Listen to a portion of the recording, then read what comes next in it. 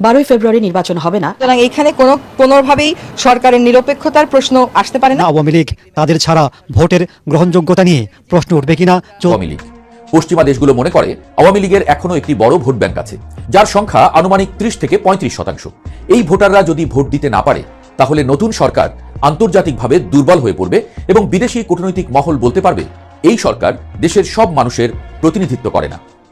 Trump প্রশাসনের ভেতরে যে শঙ্কা, যে উদ্বেগ, সেটা হচ্ছে আওয়ামী লীগ ব্যতীত একটা নির্বাচন করে আওয়ামী লীগকে রাজনীতিতে অন্তর্ভুক্ত করার কোনো প্রক্রিয়া ছাড়া বাংলাদেশের প্রকৃত অর্থেই কোনো স্থিতিশীলতা আসতে পারে কিনা। ট্রাম্প প্রশাসনের ডক্টর মোহাম্মদ ইউনূস জানেন যে কি চাপ প্রয়োগ করতে ট্রাম্প প্রশাসন দুজন এমন এক্সপার্টকে, অভিজ্ঞ ব্যক্তিকেই তার কাছে পাঠিয়েছেন ফুল দিতে। আসসালামু আলাইকুম। খবরটা দেখার পর আমিও অবাক হয়ে গেছিলাম যে এই রকম একটা সিদ্ধান্ত নিতে যাচ্ছে মার্কিন যুক্তরাষ্ট্র। ট্রাম্প ওইদিকে ইরানকে অস্থিরভাবে রাখার পরও বাংলাদেশের নির্বাচনের উপর তিনি নজর রেখেছেন এবং নজর রেখে বাংলাদেশে দুজন নেতা পাঠিয়েছেন তার দেশের। তো এইবার কি করতে পারে প্রধান উপদেষ্টা ডক্টর মোহাম্মদ ইউনূস? আওয়ামী লীগকে কি সত্যি ফেরাতে যাচ্ছে ট্রাম্প প্রশাসন? প্রিয় দর্শক শ্রোতা মণ্ডলী, হ্যাঁ, যে ভিডিওতে ক্লিক করেছেন অবশ্যই তা নিয়ে থাকছে আজকের এই মূল ভিডিওটি। আশা করব ভিডিওটা না টেনে শুরু থেকে শেষ পর্যন্ত দেখবেন। সবকিছু ঠিকঠাক থাকলে আগামী 12ই ফেব্রুয়ারি হতে যাচ্ছে ত্রয়োদশ জাতীয় সংসদ নির্বাচন। একটি গুরুত্বপূর্ণ নির্বাচনের দিকে এগিয়ে যাচ্ছে দেশ। যদিও বাইরে থেকে দেখে আপাত দৃষ্টিতে মনে হচ্ছে সবকিছু নিয়ন্ত্রণে, কিন্তু ভেতরে ভেতরে একাধিক দিক থেকে চাপের মুখে পড়েছে সরকার। বিদেশি শক্তি, রাজপথের বাস্তবতা এবং নিজেদের রাজনৈতিক মিত্র, সব দিক থেকেই ভীষণ চাপে আছে তারা। নির্বাচন যতই ঘনিয়ে আসছে ততই তাদের সামনে বেশি ঝুঁকি তৈরি হচ্ছে। কিন্তু কিসের এত ঝুঁকি আসলে সরকারের?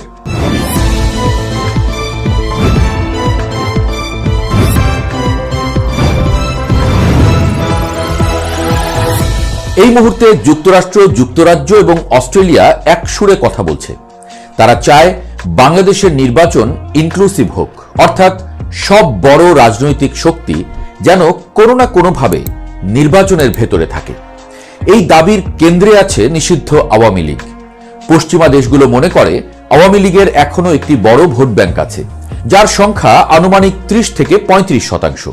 এই ভোটাররা যদি ভোট দিতে না পারে, তাহলে নতুন সরকার আন্তর্জাতিকভাবে দুর্বল হয়ে পড়বে এবং বিদেশি কূটনৈতিক মহল বলতে পারবে এই সরকার দেশের সব মানুষের প্রতিনিধিত্ব করে না।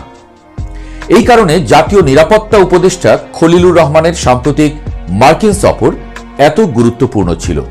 ওয়াশিংটনে তাকে মূলত বোঝাতে হয়েছে বাংলাদেশ কিভাবে একটি বিশ্বাসযোগ্য এবং অংশগ্রহণমূলক নির্বাচন দেবে।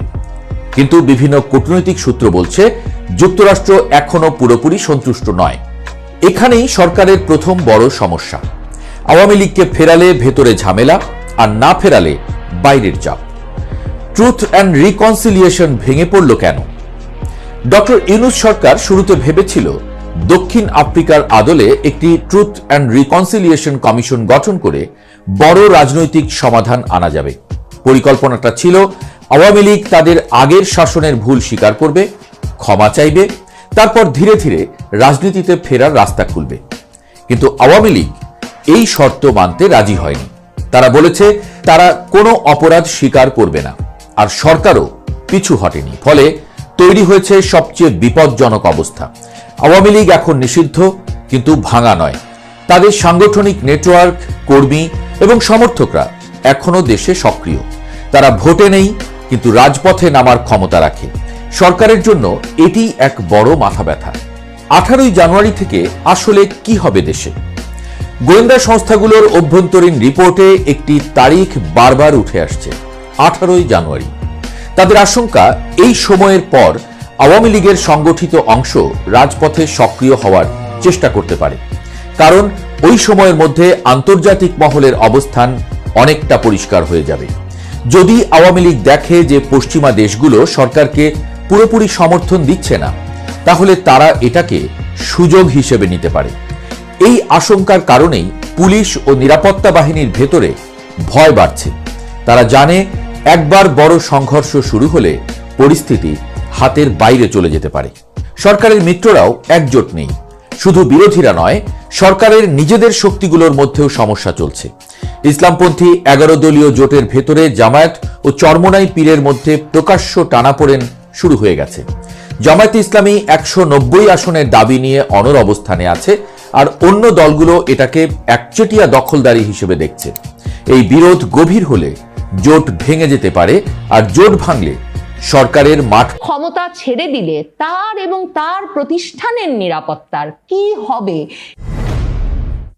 মার্কিন যুক্তরাষ্ট্রের ট্রাম্প প্রশাসন কিছুতেই ভরসা রাখতে পারছে না যে ডক্টর মোহাম্মদ ইউনূস 12ই ফেব্রুয়ারিতে সত্যি নির্বাচনটি হতে দেবেন, এবং সে কারণেই সার্জিও গোর যেমন দক্ষিণ এশিয়ায় এই অঞ্চলের যে বিশেষ দূত ডোনাল্ড ট্রাম্প নিয়োগ করেছেন, এবং নয়াদিল্লিতে যিনি মার্কিন রাষ্ট্রদূত, সেই সার্জিও গোর শুধুমাত্র যে ডক্টর মোহাম্মদ ইউনূসকে ওসমান হাদির মৃত্যুর ঘটনার পর সারা দেশে ভয়াবহ বিশৃঙ্খলা অবস্থা, দীপুচন্দ্র দাসকে পুড়িয়ে মারার ঘটনার পর ফোন করে জানতে চেয়েছিলেন যে নির্বাচনটা তিনি করতে পারবেন কিনা 12ই ফেব্রুয়ারি, তাই নয়, খলিলুর রহমানকে যে ওয়াশিংটনে ডেকে নিয়ে যাওয়া হয়েছে, এবং ট্রাম্প প্রশাসন দক্ষিণ এশিয়ায় এই অঞ্চলে যে নতুন প্রশাসন নিয়োগ করেছে, পল কাপুর, সার্জিও গোর, এদের সঙ্গে তার সাক্ষাৎ করিয়েছেন, সেসব প্রসঙ্গে আগেই আলাপ করেছি।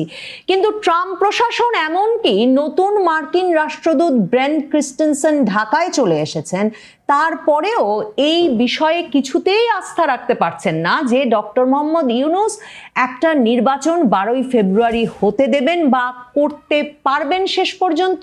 এবং তার চেয়েও ট্রাম্প প্রশাসনের ভেতরে যে শঙ্কা, যে উদ্বেগ, সেটা হচ্ছে আওয়ামী লীগ ব্যতীত একটা নির্বাচন করে আওয়ামী লীগকে রাজনীতিতে অন্তর্ভুক্ত করার কোনো প্রক্রিয়া ছাড়া বাংলাদেশের প্রকৃত অর্থেই কোনো স্থিতিশীলতা আসতে পারে কিনা। ট্রাম্প প্রশাসনের একটা বড় উদ্বেগের কারণ হচ্ছে যে বাংলাদেশ ইসলামী চরমপন্থার দিকে ঝুঁকে পড়ছে। ওসমান হাদির মৃত্যুর ঘটনার পর ইউনূস সরকার যে ধরনের উগ্রবাদীদের সারা ঢাকা শহরে তাণ্ডব করতে দিয়েছেন, বা যেই উগ্রবাদী ব্যক্তিবর্গ একজন সংখ্যালঘু ব্যক্তিকে পুড়িয়ে হত্যা করে ফেলতে পারে, যে ধরনের রাজনীতির বিকাশকে মার্কিন গোয়েন্দা প্রধান তুলসি গ্যাবার্ড বহু মাস আগে বাংলাদেশে একদল লোক খিলাফত প্রতিষ্ঠা করতে চাইছে বলে উদ্বেগ প্রকাশ করেছিলেন, ট্রাম্প প্রশাসনের মূল উদ্বেগের জায়গা সেটাও। এসব কারণে এখন নির্বাচনের যখন আর 1 মাসও সময় বাকি নাই, ট্রাম্প প্রশাসন সরাসরি 2জন বিশেষ দূত ডক্টর মোহাম্মদ ইউনূসের কাছে পাঠিয়েছেন। সংবাদ মাধ্যমে হয়তো দেখেছেন যে খবর বেরিয়েছে যে ডক্টর মোহাম্মদ ইউনূসের সঙ্গে রাষ্ট্রীয় অতিথি ভবন যমুনায় এসে সৌজন্য সাক্ষাৎ করেছেন ডোনাল্ড ট্রাম্প প্রশাসনে দায়িত্ব পালনকারী যুক্তরাষ্ট্রের 2 সাবেক জ্যেষ্ঠ কূটনীতিক অ্যালবার্ট গম্বিস এবং মর স্ট্যান, এবং তাদের সঙ্গে ডক্টর মোহাম্মদ ইউনূসের ছবি ছাপা হয়েছে যে তারা ডক্টর মোহাম্মদ ইউনূসকে ফুল দিয়ে শুভেচ্ছা জানাচ্ছেন। নিশ্চয়ই মনে করছেন না যে তারা নিজ খরচে, নিজ উদ্যোগে বাংলাদেশের যমুনায় পৌঁছে গেছেন ডক্টর মোহাম্মদ ইউনূসের সাক্ষাৎ পেতে।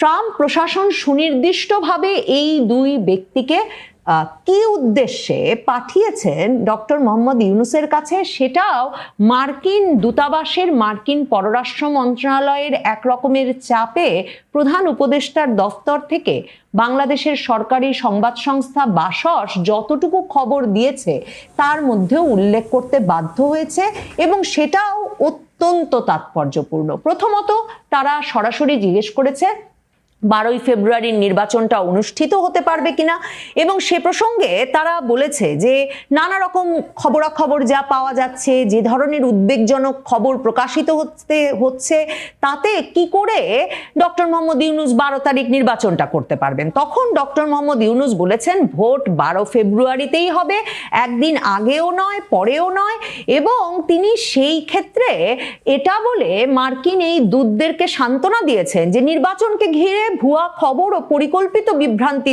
ছড়ানোর চেষ্টা চলছে। অন্তর্বর্তী সরকার নির্ধারিত সময়েই নির্বাচন আয়োজন ও ফল ঘোষণার পর গণতান্ত্রিকভাবে নির্বাচিত সরকারের কাছে ক্ষমতা হস্তান্তরে দৃঢ় প্রতিজ্ঞ। তার মানে মার্কিন প্রশাসনের এমন কি সন্দেহ আছে যে নির্বাচনটা হয়ে গেলেও নির্বাচিত সরকারের কাছে ক্ষমতা হস্তান্তর করা পর্যন্ত ডক্টর মোহাম্মদ ইউনূস এ ব্যাপারে দৃঢ় প্রতিজ্ঞ থাকবেন কিনা? ডক্টর মোহাম্মদ ইউনূস তাদেরকে বলেছেন, কে কি বলল তা বিবেচ্য নয়, 12ই ফেব্রুয়ারিতেই নির্বাচন হবে, এর একদিন আগে বা পরে নয়। তার মানে মার্কিন প্রশাসনের এই যে উদ্বেগের কথা বলছিলাম, যে উদ্বেগ জানাতে তারা খলিলুর রহমানকে ওয়াশিংটন নিয়ে গেছেন, যে সেই উদ্বেগটা প্রকাশেই যে এই বিশেষ দুই দূতকে পাঠিয়েছেন ট্রাম্প প্রশাসন, কারণ ডক্টর মোহাম্মদ ইউনূসকে বলতে হচ্ছে যে কে কি বলল ব্যাপার নয়, বিশ্বাস করুন আমি সার্জিও গোরকেও সপ্তাহ আগে যেটা বলেছি সেখানেই আমি আছি, 12ই ফেব্রুয়ারিতেই নির্বাচন হবে।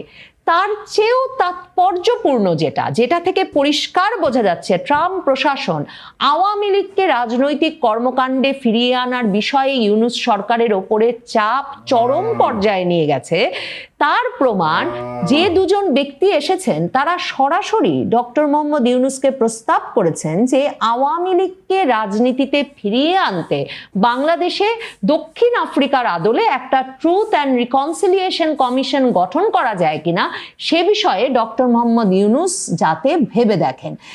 ডক্টর মোহাম্মদ ইউনূস যাতে ভেবে দেখেন, এই প্রস্তাব দিতে তো আর প্রথমবারের মতো ট্রাম্প প্রশাসন সিনিয়র দুজন ব্যক্তিকে পাঠিয়ে দেন নাই। তার মানে এই প্রস্তাব বারবার ডক্টর মোহাম্মদ ইউনূসের কাছে পৌঁছানো হয়েছে সম্ভবত এই খলিলুর রহমানকে দিয়েই। কারণ এই প্রথম নভেম্বরে যখন খলিলুর রহমানকে অজিত দোভালের আমন্ত্রণে নয়াদিল্লি নিয়ে যাওয়া হলো, তখনও মার্কিন প্রশাসন সেই বৈঠকে উপস্থিত থেকে আওয়ামী লীগকে অন্তর্ভুক্ত করে নির্বাচন না হলে এই বাংলাদেশের রাজনীতি যে একটা চরম অস্থিতিশীলতার দিকে যাবে, বাংলাদেশের পরিবেশটা স্থিতিশীল করা যাবে না, একটা ইসলামী উগ্রপন্থার বিকাশ হবে, সেই উদ্বেগ তখন জানিয়েছিল।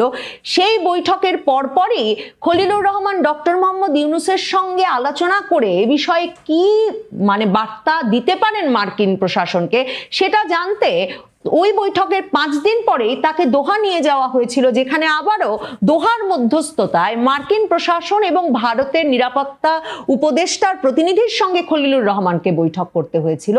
এখন আবারও মার্কিন প্রশাসন উড়িয়ে নিয়ে গেছে খলিলুর রহমানকে এই একই বার্তা দিতে যে নির্বাচন অন্তর্ভুক্তিমূলক হতে হবে, আর নির্বাচন যদি কোনো কারণে দফায় অন্তর্ভুক্তিমূলক করা নাও যায়, 12ই ফেব্রুয়ারির নির্বাচনের পর নির্বাচিত সরকারের কাছে দ্রুততম সময়ে যেমন ক্ষমতা হস্তান্তর করতে হবে ইউনূস সরকারকে, তেমনি আওয়ামী লীগের রাজনৈতিক কার্যক্রমের নিষেধাজ্ঞা তুলে নেওয়ার ব্যবস্থাও ইউনূস সরকারকে দ্রুততম সময়ে গ্রহণ করতে হবে।